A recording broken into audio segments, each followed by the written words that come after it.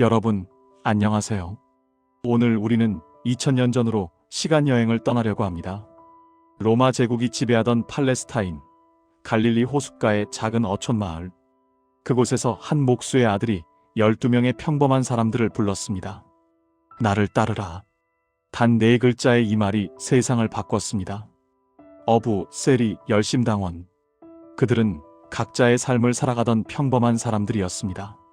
하지만 그들은 예수를 만나 제자가 되었고 그 후 기독교 역사상 가장 중요한 인물들이 되었죠. 오늘 우리는 이 12명의 제자들, 각자의 개성과 이야기, 그리고 그들이 겪은 놀라운 변화에 대해 깊이 파헤쳐 보겠습니다. 30분이 금방 지나갈 거예요. 자, 시작해 볼까요? 제1장 첫 번째 부르심 마이너스 어부들의 이야기. 우리의 이야기는 갈릴리 바다에서 시작됩니다. 시몬이라는 이름의 어부가 있었습니다. 그는 형제 안드레와 함께 고기잡이 배를 운영하고 있었죠. 시몬은 전형적인 갈릴리 어부였습니다. 거칠고 직설적이고 때로는 충동적이었습니다. 하지만 동시에 열정적이고 용감했죠. 어느 날 밤 시몬과 안드레는 밤새 그물을 던졌지만 한 마리도 잡지 못했습니다. 지친 몸을 이끌고 해변으로 돌아와 그물을 손질하고 있을 때 한 남자가 다가왔습니다. 예수였죠. 예수는 시몬의 배에 올라 잠시 앉아달라고 부탁했습니다. 그리고는 배에서 사람들을 가르치기 시작했죠. 말씀을 마친 후 예수는 시몬에게 깊은 곳으로 가서 그물을 던지라고 말했습니다. 시몬은 속으로 생각했을 겁니다. 이 사람이 어부에 대해 뭘 안다고? 우리가 밤새 한 마리도 못 잡았는데. 하지만 그는 대답했습니다.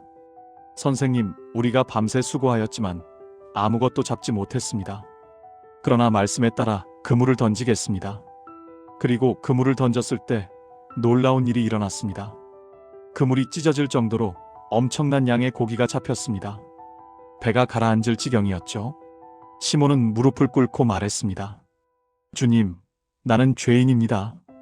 저를 떠나소서. 하지만 예수는 미소를 지으며 말했습니다. 두려워하지 말라. 이제부터 너는 사람을 낚는 어부가 될 것이다. 이날부터 시몬은 베드로라는 새 이름을 받았습니다. 반석이라는 뜻이었죠. 예수는 이 충동적이고 불완전한 어부에게서 무언가를 보았습니다. 변화의 가능성, 리더십의 잠재력을 본 것입니다. 베드로는 12제자 중에서도 가장 주도적인 역할을 했습니다. 그는 항상 먼저 나섰죠. 예수가 물 위를 걸어올 때 자신도 물 위를 걷게 해달라고 청한 사람도 베드로였습니다. 물론 중간에 의심이 들어 물에 빠지기 시작했지만요. 가이사랴 빌립보에서 예수가 너희는 나를 누구라고 하느냐?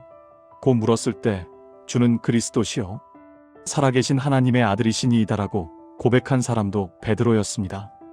이것은 기독교 신앙의 근본이 되는 고백이었죠. 하지만 베드로는 완벽하지 않았습니다. 예수가 십자가에 달리실 것을 예언했을 때 베드로는 절대 그런 일이 일어나면 안 됩니다라고 반박했습니다. 예수는 그에게 엄하게 말했죠. 사탄아, 내 뒤로 물러가라. 그리고 우리 모두가 아는 그 사건이 있었습니다. 예수께서 체포되던 밤 베드로는 맹세했습니다. 다른 사람들은 다 주님을 버릴지라도 저는 절대 버리지 않겠습니다.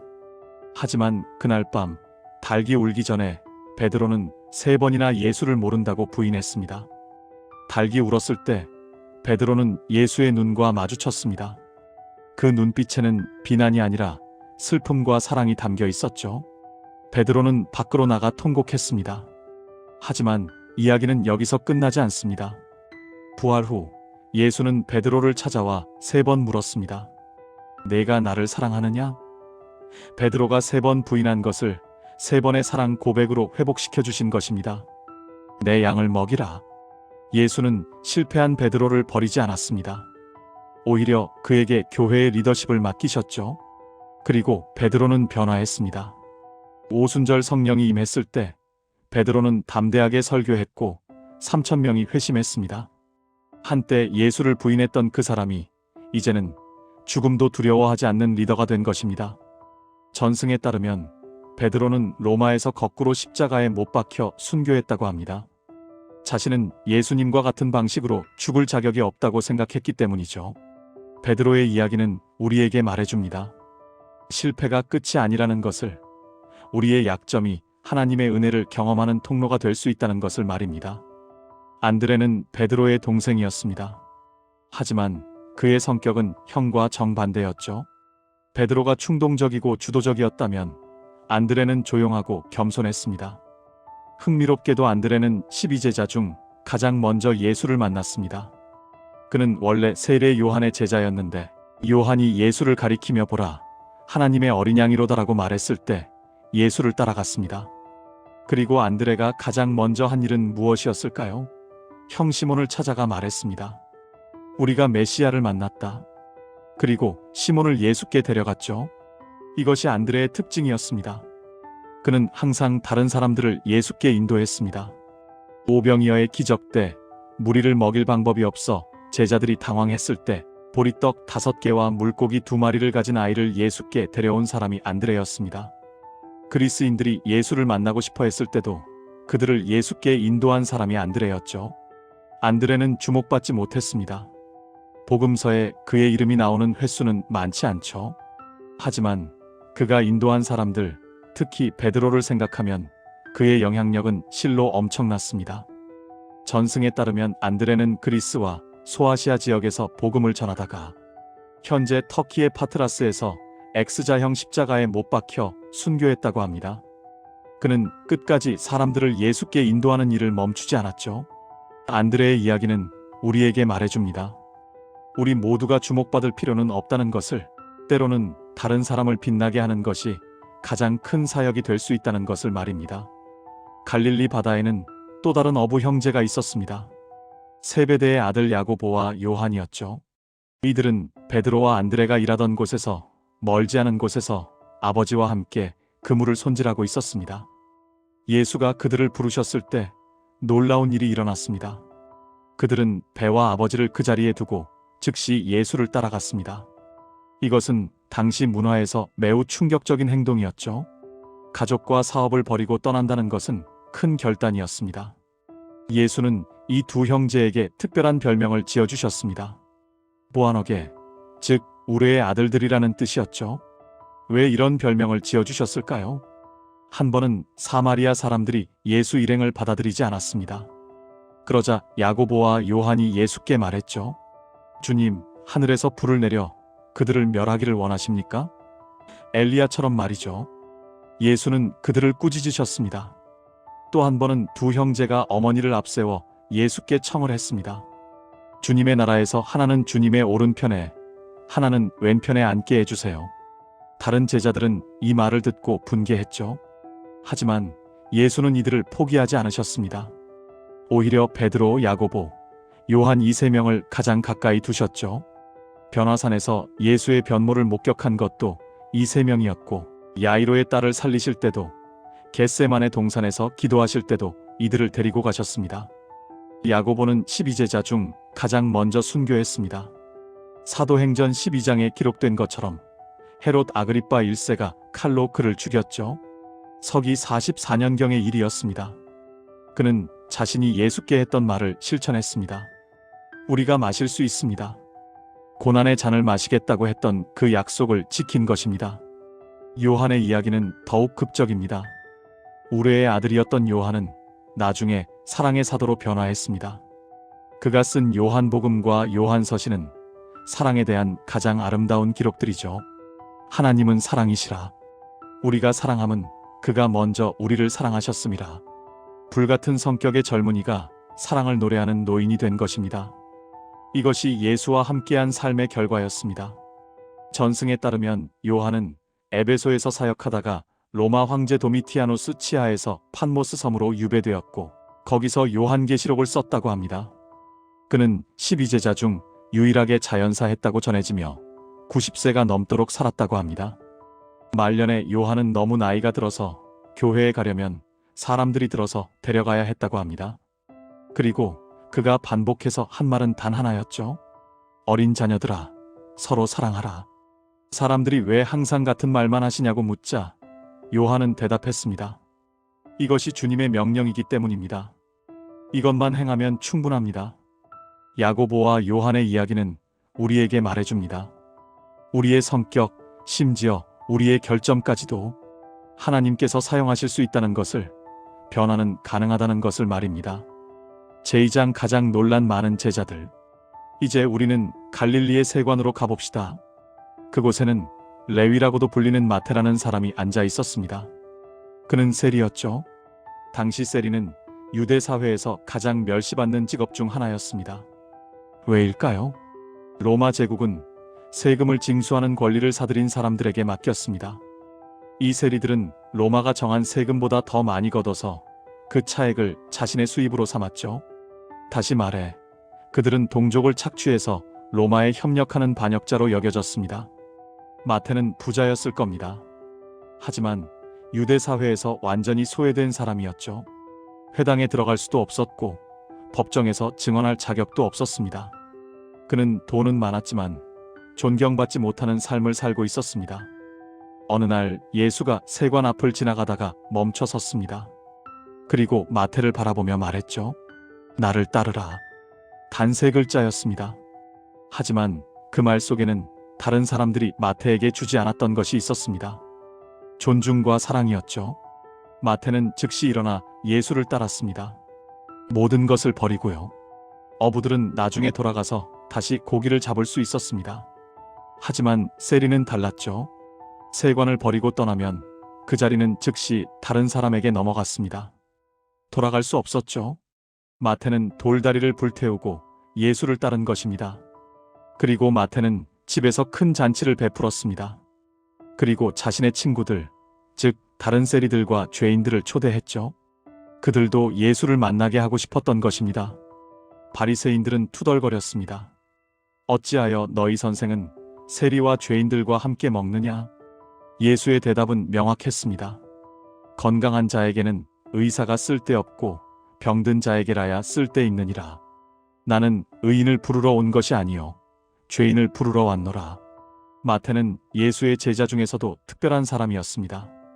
그는 글을 쓸 줄 알았죠. 세리는 장부를 기록해야 했기 때문에 교육을 받은 사람들이었습니다. 그리고 그는 예수의 말씀을 기록하기 시작했습니다. 마태복음은 특별합니다.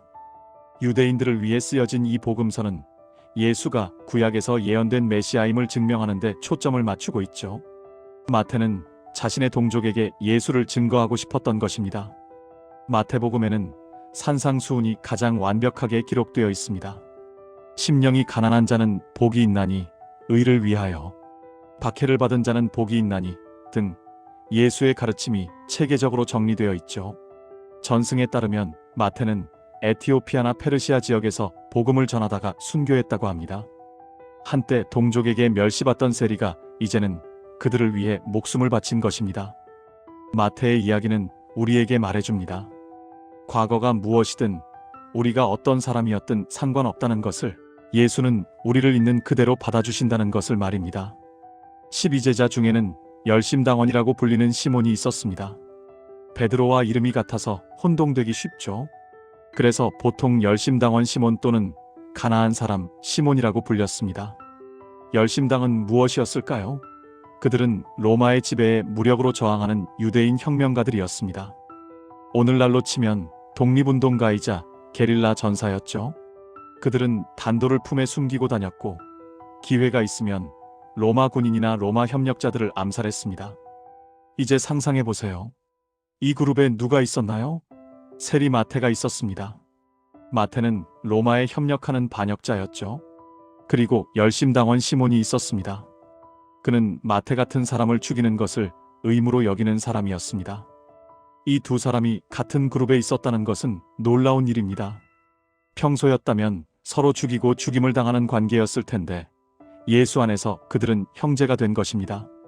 성경은 시몬에 대해 많이 기록하지 않습니다. 하지만 그의 존재 자체가 강력한 메시지였죠. 예수의 제자, 그룹은 정치적으로 극과 극에 있는 사람들이 함께 있는 곳이었습니다. 시몬은 정치적 해방을 꿈꿨을 것입니다. 로마를 물리치고 유대인의 독립국가를 세우는 것이 그의 목표였겠죠. 하지만 예수를 따르면서 그는 더 깊은 것을 배웠습니다. 진정한 해방은 정치적인 것이 아니라 영적인 것이라는 것을, 진정한 적은 로마가 아니라 죄와 악이라는 것을 배웠습니다. 전승에 따르면 시몬은 북아프리카나 영국 지역까지 복음을 전하다가 순교했다고 합니다. 한때 칼을 들고 로마와 싸우던 사람이 이제는 사랑의 메시지를 전하다가 목숨을 바친 것입니다. 시몬의 이야기는 우리에게 말해줍니다. 예수 안에서는 모든 장벽이 무너진다는 것을, 우리의 정치적 견해나 이념도 복음 앞에서는 2차적인 것이라는 것을 말입니다. 제3장 의심하고 질문한 제자들. 의심하는 도마라는 표현을 들어보셨나요? 이 표현은 바로 이 제자에게서 나온 것입니다. 도마는 디두모라고도 불렸는데 이것은 쌍둥이라는 뜻입니다. 그가 쌍둥이였는지는 확실하지 않지만 그의 별명이었죠. 도마는 종종 비관적이고 의심 많은 사람으로 묘사됩니다. 하지만 복음서를 자세히 읽어보면 그는 단순히 의심쟁이가 아니었습니다. 그는 진실을 추구하는 사람이었고 깊이 생각하는 사람이었습니다. 나사로가 죽었다는 소식을 듣고 예수께서 유대로 다시 가시려고 할 때 제자들은 두려워했습니다. 조금 전에 유대인들이 예수를 돌로 치려고 했기 때문이죠. 그때 도마가 말했습니다. 우리도 주와 함께 죽으러 가자. 이것은 비관적인 말이 아니라 헌신의 표현이었습니다. 도마는 위험을 알면서도 예수를 따를 준비가 되어 있었던 것입니다. 최후의 만찬에서 예수께서 내가 가는 곳을 너희가 알고 그 길도 알리라고 말씀하셨을 때 도마가 물었습니다. 주님, 어디로 가시는지 우리가 알지 못하는데 그 길을 어찌 알겠습니까? 다른 제자들도 같은 의문을 가졌을 것입니다. 하지만 질문한 사람은 도마였죠. 그의 질문 덕분에 우리는 예수의 가장 유명한 말씀 중 하나를 듣게 됩니다. 내가 곧 길이요 진리요 생명이니 나로 말미암지 않고는 아버지께로 올 자가 없느니라. 그리고 우리가 가장 잘 아는 도마의 이야기가 있습니다. 예수께서 부활하셨을 때 도마는 다른 제자들과 함께 있지 않았습니다. 제자들이 우리가 주를 보았다고 말했을 때 도마는 대답했죠. 내가 그의 손에 못자국을 보며 내 손가락을 그 못자국에 넣으며 내 손을 그 옆구리에 넣어보지 않고는 믿지 아니하리라. 많은 사람들이 이 말 때문에 도마를 비난합니다. 하지만 생각해보세요. 도마의 요구가 그렇게 비합리적이었을까요? 다른 제자들도 부활하신 예수를 직접 보고서야 믿었습니다. 도마는 단지 같은 증거를 원했을 뿐이죠. 일주일 후 예수께서 다시 나타나셨습니다. 그리고 도마에게 말씀하셨죠. 내 손가락을 이리 내밀어 내 손을 보고 내 손을 내밀어 내 옆구리에 넣어보라. 그리하여 믿음 없는 자가 되지 말고 믿는 자가 되라. 도마는 무릎을 꿇고 외쳤습니다. 나의 주님이시여 나의 하나님이시니이다. 이것은 복음서 전체에서 예수의 신성에 대한 가장 명확한 고백입니다. 의심했던 도마가 가장 확실한 믿음의 고백을 한 것입니다. 예수께서 말씀하셨죠. 너는 나를 본 고로 믿느냐 보지 못하고 믿는 자들은 복되도다. 도마는 인도까지 복음을 전했다고 전해집니다. 인도의 케랄라 지역에는 도마 기독교인들이 있는데 그들은 자신들의 신앙이 사도 도마로부터 시작되었다고 믿습니다. 전승에 따르면 도마는 서기 72년 인도의 마드라스 근처에서 창에 찔려 순교했다고 합니다. 의심에서 시작한 도마는 확신으로 나아갔고 그 확신으로 세상 끝까지 복음을 전했습니다. 도마의 이야기는 우리에게 말해줍니다. 의심이 죄가 아니라는 것을, 정직한 의심은 더 깊은 믿음으로 인도할 수 있다는 것을 말입니다. 빌립은 벳세다 출신이었습니다. 베드로와 안드레와 같은 마을 사람이었죠. 그는 예수께서 직접 찾아가서 나를 따르라고 부르신 제자입니다. 빌립의 첫 번째 반응은 매우 흥미롭습니다. 그는 친구 나다나엘을 찾아가 말했습니다. 모세가 율법에 기록하였고 여러 선지자가 기록한 그 일을 우리가 만났으니 요셉의 아들 나사렛 예수니라. 나다나엘은 회의적이었습니다. 나사렛에서 무슨 선한 것이 날 수 있느냐? 나사렛은 작고 보잘것없는 마을이었거든요. 빌립은 논쟁하지 않았습니다. 대신 간단히 말했죠. 와서 보라. 이것이 빌립의 방식이었습니다. 그는 사람들을 예수께 인도했습니다. 하지만 빌립은 또한 질문이 많은 사람이었습니다. 오병이어의 기적 전에 예수께서 빌립에게 물으셨습니다. 우리가 어디서 떡을 사서 이 사람들을 먹이겠느냐? 빌립은 즉시 계산했습니다. 각 사람으로 조금씩 받게 할지라도 200데나리온의 떡이 부족하리이다. 그는 실용적이고 논리적인 사람이었죠. 최후의 만찬에서 예수께서 나를 본 자는 아버지를 보았거느리라고 말씀하셨을 때 빌립이 물었습니다. 주여, 아버지를 우리에게 보여주옵소서. 그리하면 족하겠나이다. 예수께서는 약간 슬픈 듯이 대답하셨습니다. 빌립아, 내가 이렇게 오래 너희와 함께 있으되 내가 나를 알지 못하느냐? 나를 본 자는 아버지를 보았거늘 어찌하여 아버지를 보이라 하느냐? 빌립은 때로 영적인 것을 이해하는데 시간이 걸렸습니다. 하지만 그는 포기하지 않았고 계속 질문했고 계속 배웠습니다. 전승에 따르면 빌립은 소아시아의 히에라폴리스에서 복음을 전하다가 거꾸로 십자가에 못 박혀 순교했다고 합니다.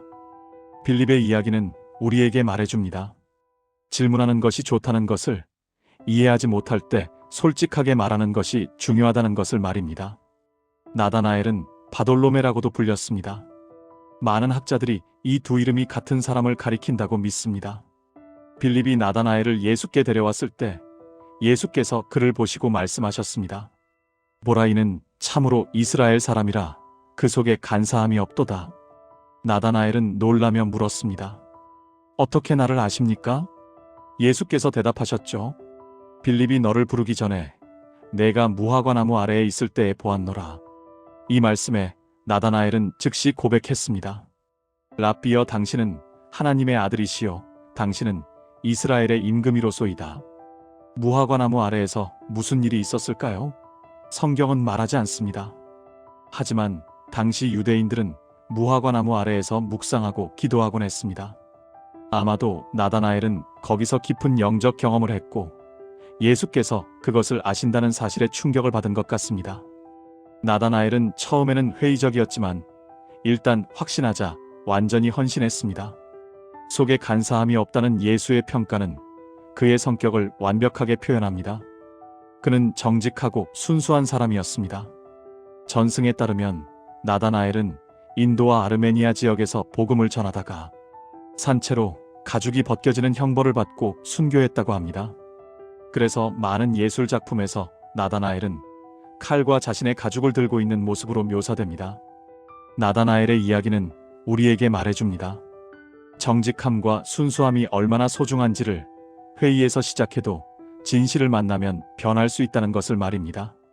제사장 조용한 제자들. 12제자 중에는 야고보가 2명 있었습니다.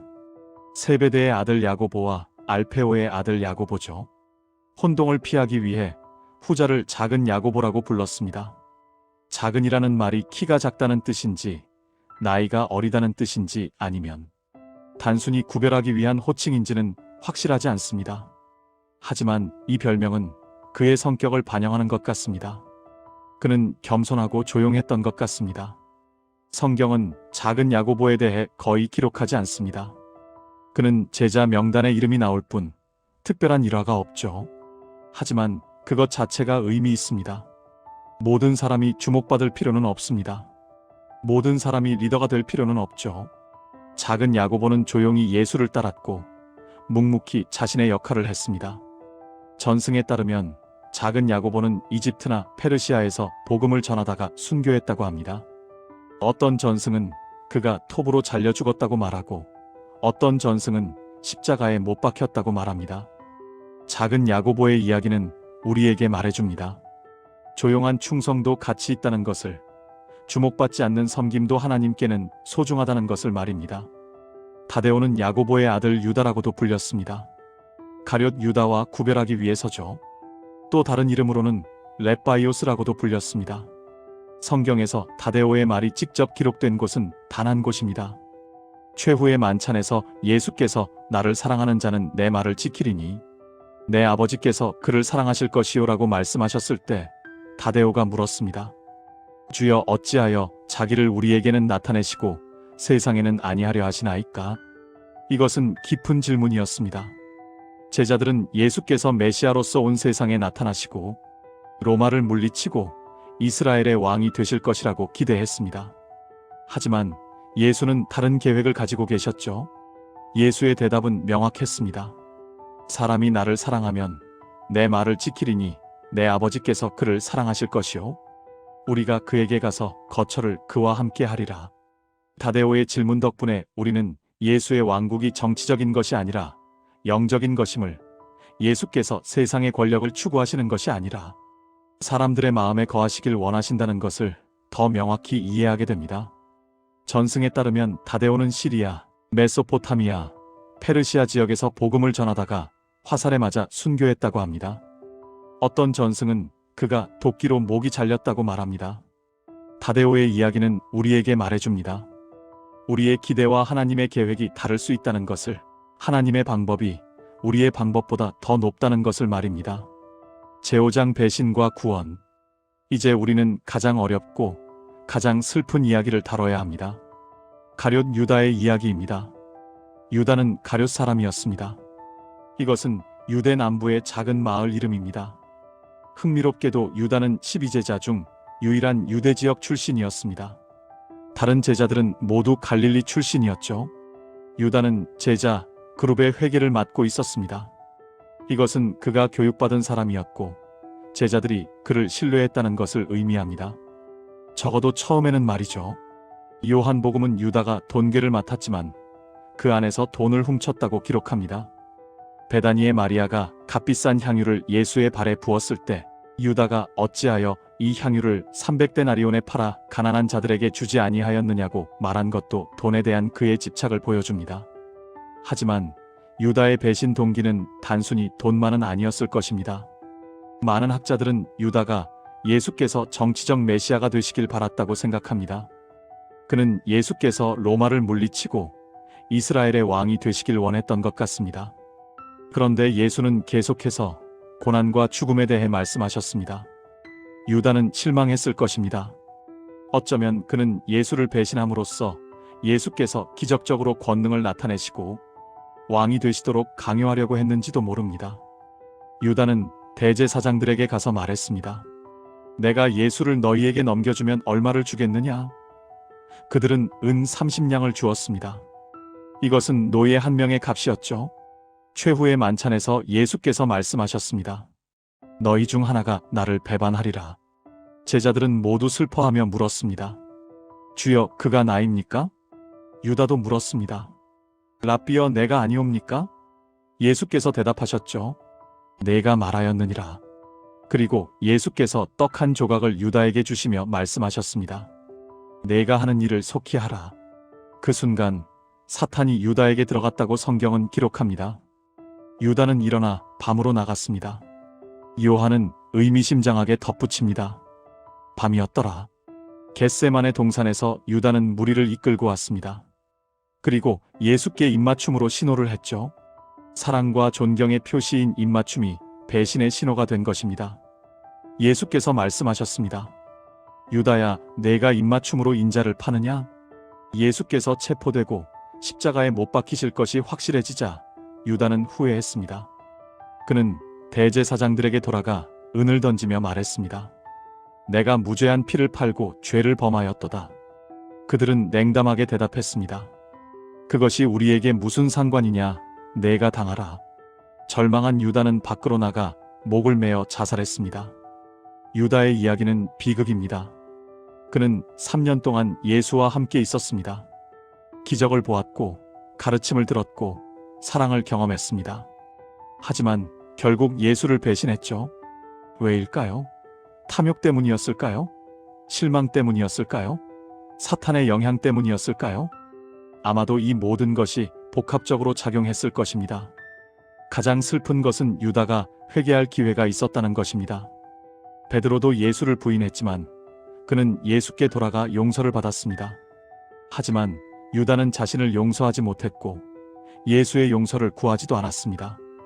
유다의 이야기는 우리에게 경고합니다. 예수와 가까이 있다고 해서 자동으로 변화되는 것은 아니라는 것을, 우리의 마음이 무엇을 원하는지가 중요하다는 것을 말입니다. 제6장 변화와 선교. 예수께서 십자가에 못 박히셨을 때 제자들은 절망했습니다. 그들의 꿈이 무너진 것 같았죠. 그들은 두려움에 떨며 다락방에 숨어 있었습니다. 하지만 부활이 모든 것을 바꿨습니다. 예수께서 다시 살아나셨고 40일 동안 제자들에게 나타나셔서 하나님 나라에 대해 가르치셨습니다. 승천하시기 전 예수께서 말씀하셨습니다. 오직 성령이 너희에게 임하시면 너희가 권능을 받고 예루살렘과 온 유대와 사마리아와 땅 끝까지 이르러 내 증인이 되리라. 그리고 제자들은 예루살렘에서 기다렸습니다. 120명의 신자들이 함께 모여 기도했죠. 그때 오순절이 되었습니다. 갑자기 하늘로부터 강한 바람 같은 소리가 들렸습니다. 그리고 불의 혀같이 갈라지는 것들이 각 사람 위에 임했습니다. 그들은 모두 성령으로 충만해졌고 다른 언어로 말하기 시작했습니다. 예루살렘에는 세계 각지에서 온 유대인들이 있었습니다. 그들은 갈릴리 사람들이 자신들의 언어로 하나님의 큰 일을 말하는 것을 듣고 놀랐습니다. 그때 베드로가 일어섰습니다. 한때 예수를 부인했던 그 베드로가 이제는 담대하게 설교했습니다. 이스라엘 사람들아, 이 말을 들으라. 너희가 십자가에 못 박은 이 예수를 하나님이 주와 그리스도가 되게 하셨느니라. 사람들의 마음이 찔렸습니다. 우리가 어찌할꼬? 회개하여 각각 예수 그리스도의 이름으로 세례를 받고 죄사함을 받으라. 그리하면 성령의 선물을 받으리니. 그날 3,000명이 세례를 받았습니다. 교회가 탄생한 것입니다. 박해 속의 성장. 처음에 제자들은 예루살렘 성전에서 날마다 가르쳤습니다. 교회는 빠르게 성장했죠. 하지만 곧 박해가 시작되었습니다. 베드로와 요한이 앉은 뱅이를 고쳤을 때 그들은 체포되었습니다. 사내들인 앞에 섰을 때 그들은 담대하게 말했습니다. 사람보다 하나님께 순종하는 것이 마땅하니라. 그들은 매를 맞았지만 기뻐했습니다. 그리스도의 이름을 위하여 능욕받는 일에 합당한 자로 여기심을 기뻐한 것입니다. 스데반이 순교했을 때 큰 박해가 일어났습니다. 제자들은 흩어졌죠. 하지만 그들은 가는 곳마다 복음을 전했습니다. 빌립은 사마리아로 갔습니다. 유대인들이 경멸하던 사마리아 사람들에게 복음을 전한 것입니다. 그리고 에티오피아 내시에게도 복음을 전했죠. 베드로는 환상을 보고 이방인 고넬료의 집에 갔습니다. 그리고 깨달았습니다.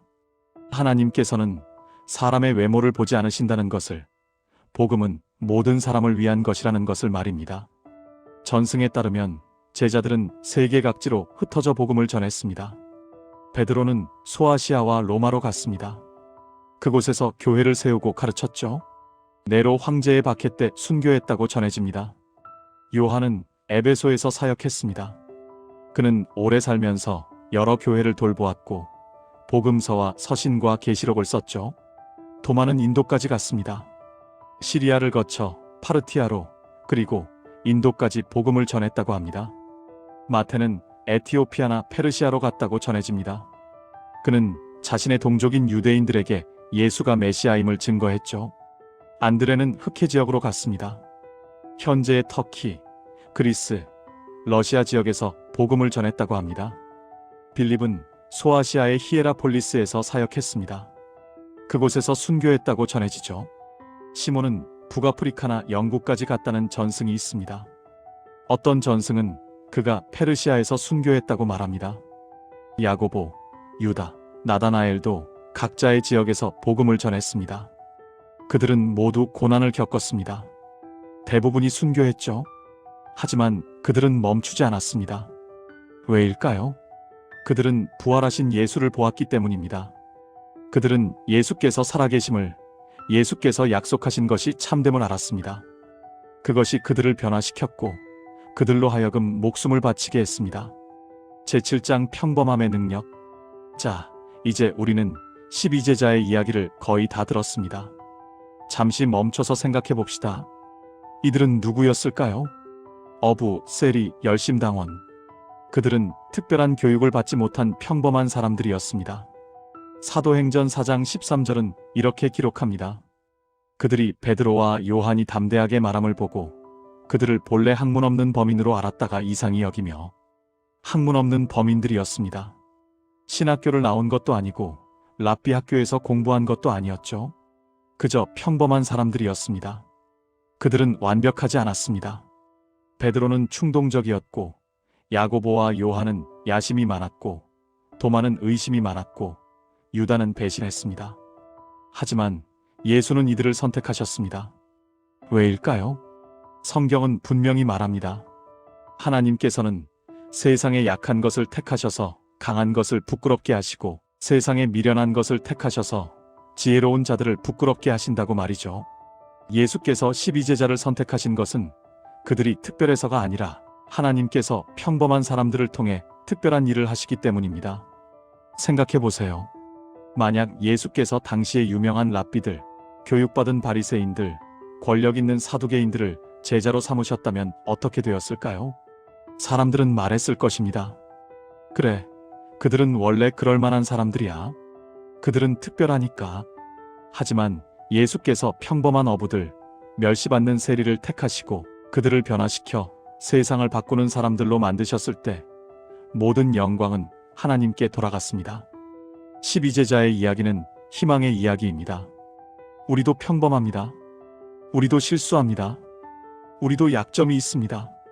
하지만 하나님께서는 우리 같은 사람들을 사용하십니다. 그렇다면 무엇이 이 평범한 사람들을 변화시켰을까요? 첫째, 예수와의 관계였습니다. 그들은 3년 동안 예수와 함께 먹고, 자고, 걸으며 시간을 보냈습니다. 그들은 예수의 말씀을 듣고, 예수의 행동을 보고, 예수의 사랑을 경험했습니다. 변화는 정보의 전달이 아니라 관계 속에서 일어납니다. 제자들은 단순히 예수에 대해 배운 것이 아니라 예수를 알게 된 것입니다.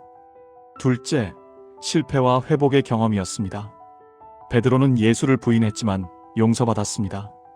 야고보와 요한은 야심에 넘쳤지만 겸손을 배웠습니다. 도마는 의심했지만 가장 확실한 믿음에 이르렀습니다. 그들의 실패는 끝이 아니라 새로운 시작이었습니다. 하나님의 은혜는 우리의 약점을 통해 더욱 분명히 드러납니다. 셋째, 성령의 능력이었습니다. 오순절 이전의 제자들과 이후의 제자들은 완전히 달랐습니다. 이전에는 두려워하고 숨었지만 이후에는 담대하게 복음을 전했습니다.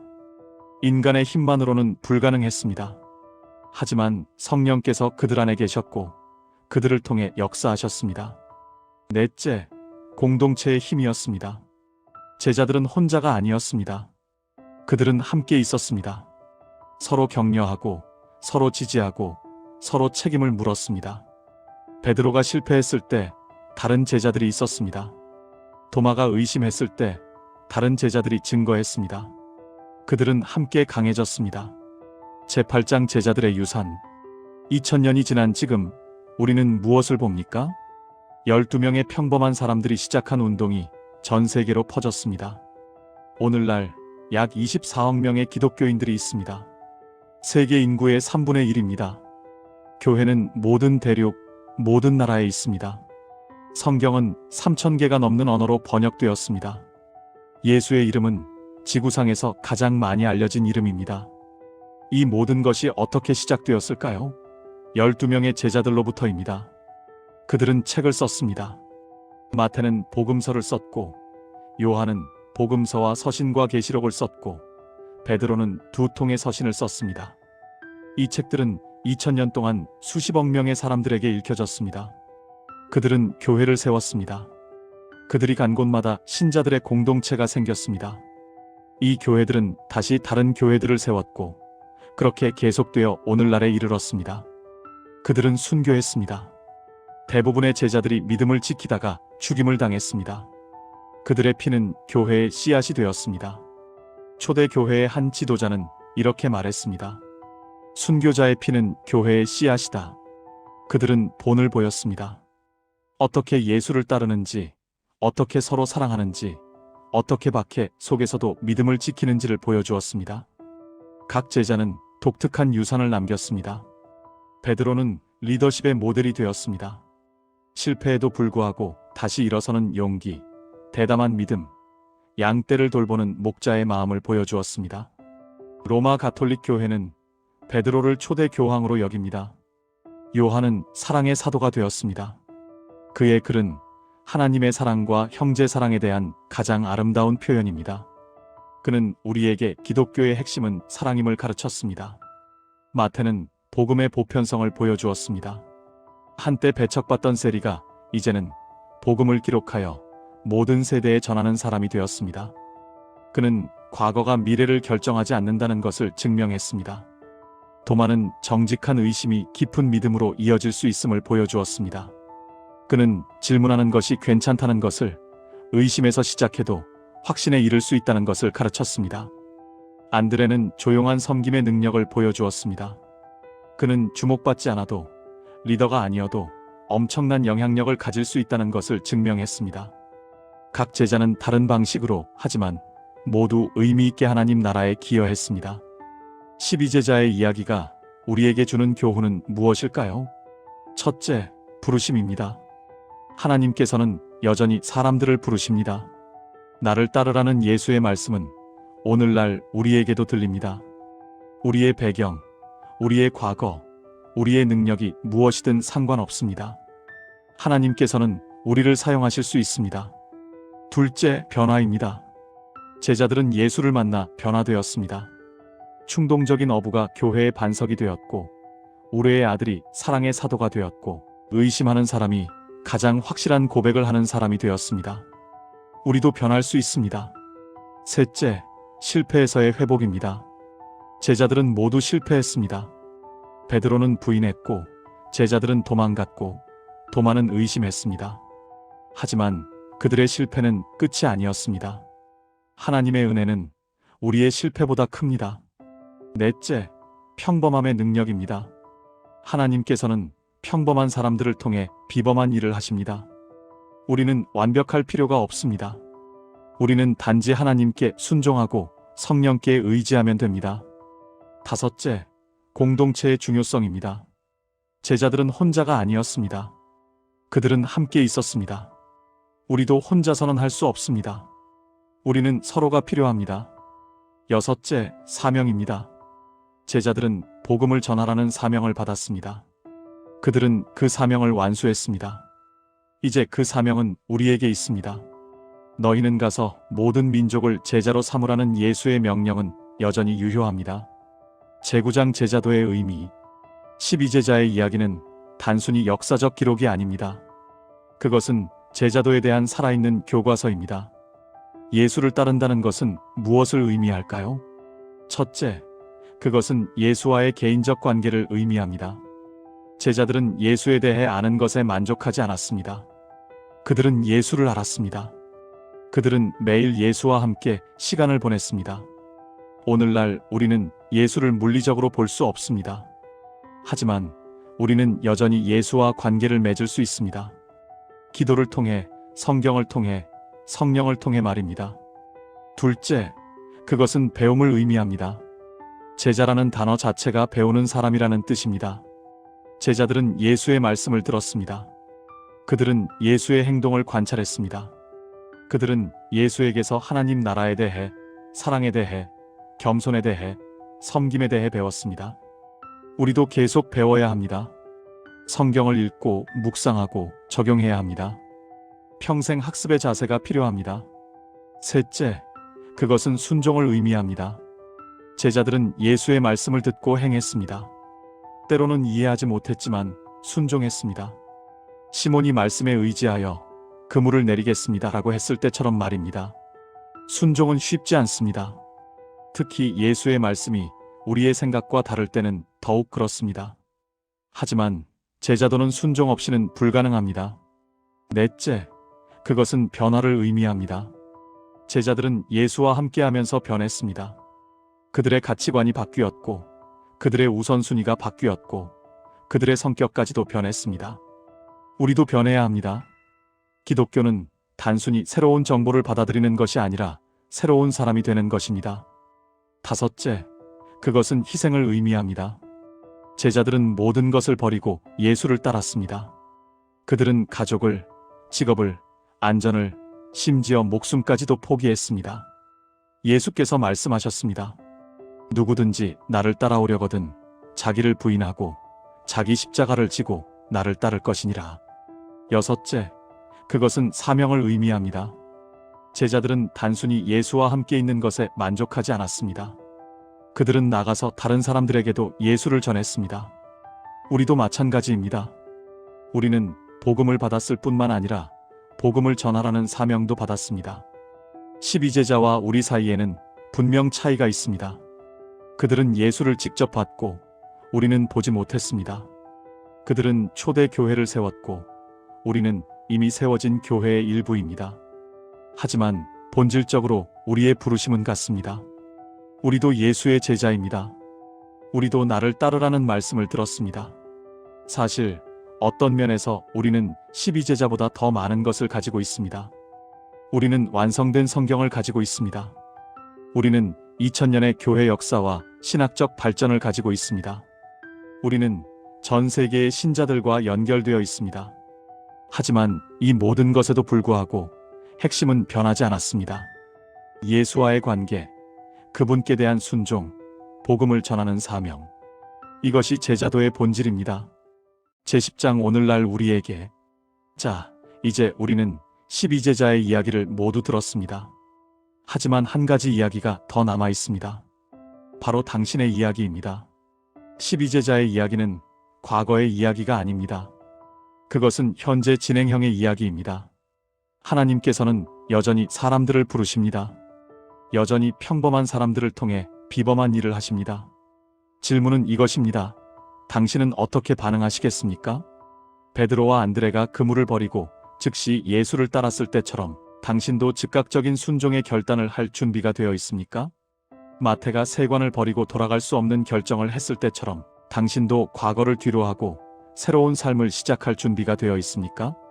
도마가 의심에서 확신으로 나아갔을 때처럼 당신도 정직한 질문을 통해 더 깊은 믿음으로 나아갈 준비가 되어 있습니까? 베드로가 실패 후에 회복되었을 때처럼 당신도 과거의 실수에서 벗어나 하나님의 은혜를 경험할 준비가 되어 있습니까? 예수의 부르심은 구체적입니다. 그분은 막연하게 좋은 사람이 되라고 하지 않으십니다. 그분은 나를 따르라고 말씀하십니다. 이것은 개인적인 초대입니다. 예수는 군중에게 말씀하시는 것이 아니라 당신에게 말씀하십니다. 베드로를 부르셨듯이, 마태를 부르셨듯이 예수는 오늘 당신을 부르십니다. 이것은 긴급한 초대입니다. 제자들은 나중에라고 말하지 않았습니다. 그들은 즉시 반응했습니다. 우리의 삶은 짧습니다. 오늘이 바로 그날입니다. 이것은 변화시키는 초대입니다. 예수를 따르는 것은 단순히 새로운 종교를 받아들이는 것이 아닙니다. 그것은 새로운 생명, 새로운 정체성, 새로운 목적을 받는 것입니다. 이것은 희생을 요구하는 초대입니다. 제자들은 많은 것을 포기해야 했습니다. 하지만 그들이 받은 것은 그들이 포기한 것보다 훨씬 컸습니다. 이것은 모험의 초대입니다. 제자들의 삶은 결코 지루하지 않았습니다. 그들은 기적을 보았고, 변화를 경험했고, 역사를 만들었습니다. 그렇다면 구체적으로 어떻게 예수의 제자가 될 수 있을까요? 첫째, 예수를 당신의 주님으로 받아들이세요. 이것은 단순히 지적으로 예수를 믿는 것 이상입니다. 그것은 당신의 삶의 주권을 예수께 드리는 것입니다. 둘째, 매일 예수와 시간을 보내세요. 제자들은 3년 동안 예수와 함께 있었습니다. 우리는 성경 읽기와 기도를 통해 예수와 교제할 수 있습니다. 셋째, 신앙 공동체에 속하세요. 제자들은 혼자가 아니었습니다. 그들은 함께 있었습니다. 우리도 교회 공동체가 필요합니다. 넷째, 예수의 가르침을 배우고 실천하세요. 산상수훈을 읽으세요. 예수의 비유를 묵상하세요. 그리고 그것을 실천하세요. 다섯째, 다른 사람들을 섬기세요. 예수께서 말씀하셨습니다. 인자가 온 것은 섬김을 받으려 함이 아니라 도리어 섬기려 하고, 우리도 섬기는 자가 되어야 합니다. 여섯째, 복음을 나누세요. 안드레가 베드로를 예수께 인도했듯이 우리도 다른 사람들을 예수께 인도해야 합니다. 일곱째, 지속적으로 성장하세요. 제자도는 하루아침에 완성되지 않습니다. 그것은 평생의 여정입니다. 12제자는 복음의 횃불을 들고 세상으로 나갔습니다. 그들은 그 횃불을 다른 사람들에게 전했고, 그 사람들은 또 다른 사람들에게 전했습니다. 그렇게 2000년 동안 그 횃불이 전해져 왔습니다. 무수한 순교자들의 피와 땀과 눈물을 통해, 무명의 선교사들의 헌신을 통해, 평범한 신자들의 충성을 통해 말입니다. 그리고 이제 그 횃불이 우리 손에 있습니다. 우리는 이 유산의 상속자입니다. 우리는 사도들과 같은 혈통에 속합니다. 우리는 2000년 역사의 일부입니다. 하지만 그것은 단순히 과거를 기억하는 것이 아닙니다. 그것은 미래를 만들어가는 것입니다. 100년 후, 200년 후 사람들이 21세기 기독교인들에 대해 무엇이라고 말할까요? 그들이 우리의 이야기를 들을 때 그들은 무엇을 배울까요? 우리는 12제자처럼 충실했다고 말할 수 있을까요? 우리는 그들처럼 희생했다고 말할 수 있을까요? 우리는 그들처럼 세상을 변화시켰다고 말할 수 있을까요? 자, 여러분. 우리는 긴 여정을 함께 했습니다. 갈릴리 바다에서 시작해서 예루살렘을 거쳐 세계 곳곳으로 퍼져나간 12제자의 이야기를 따라갔습니다. 우리는 그들의 부르심을 보았습니다. 예수께서 평범한 사람들을 부르셔서 특별한 사명을 주신 것을 보았습니다. 우리는 그들의 실패를 보았습니다. 그들이 완벽하지 않았고 때로는 크게 넘어졌다는 것을 보았습니다. 우리는 그들의 변화를 보았습니다. 부활과 오순절이 어떻게 두려운 제자들을 담대한 증인으로 바꿨는지 보았습니다. 우리는 그들의 헌신을 보았습니다. 그들이 어떻게 복음을 위해 모든 것을, 심지어 목숨까지도 바쳤는지 보았습니다. 우리는 그들의 유산을 보았습니다. 12명의 평범한 사람들이 어떻게 세계 역사를 바꿨는지 보았습니다. 하지만 가장 중요한 것은 이것입니다. 이 이야기는 끝나지 않았습니다. 예수께서는 여전히 사람들을 부르십니다. 성령께서는 여전히 사람들을 변화시키십니다. 교회는 여전히 성장하고 있습니다. 복음은 여전히 전파되고 있습니다. 그리고 당신도 이 이야기의 일부가 될 수 있습니다. 베드로처럼 당신도 실패해서 일어설 수 있습니다. 요한처럼 당신도 사랑을 배울 수 있습니다. 마태처럼 당신도 과거에서 자유로워질 수 있습니다. 도마처럼 당신도 의심에서 확신으로 나아갈 수 있습니다. 안드레처럼 당신도 조용히 섬길 수 있습니다. 12제자의 이야기가 우리에게 가르치는 가장 중요한 교훈은 이것입니다. 하나님께서는 평범한 사람들을 통해 비범한 일을 하십니다. 당신이 누구든 어디에 있든 무엇을 했든 상관없습니다. 예수께서 당신을 부르십니다. 나를 따르라. 이 부르심에 어떻게 응답하시겠습니까? 12제자는 즉시 반응했습니다. 그들은 그물을 버렸습니다. 그들은 세관을 떠났습니다. 그들은 예수를 따랐습니다. 그리고 그들의 삶은 완전히 달라졌습니다. 그들은 역사를 만들었습니다. 이제 당신의 차례입니다. 2000년 전 12명의 평범한 사람들이 세상을 바꿨습니다. 오늘날 당신도 할 수 있습니다. 예수께서 말씀하십니다. 나를 따르라. 당신의 대답은 무엇입니까? 여기까지 예수의 12제자에 대한 이야기였습니다. 시청해주셔서 감사합니다.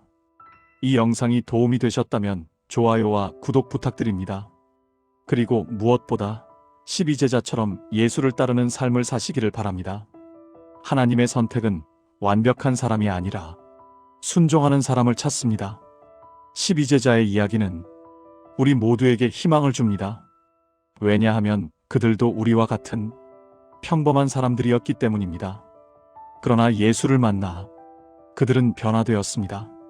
당신도 변할 수 있습니다. 당신도 사용될 수 있습니다. 당신도 역사를 만들 수 있습니다. 나를 따르라.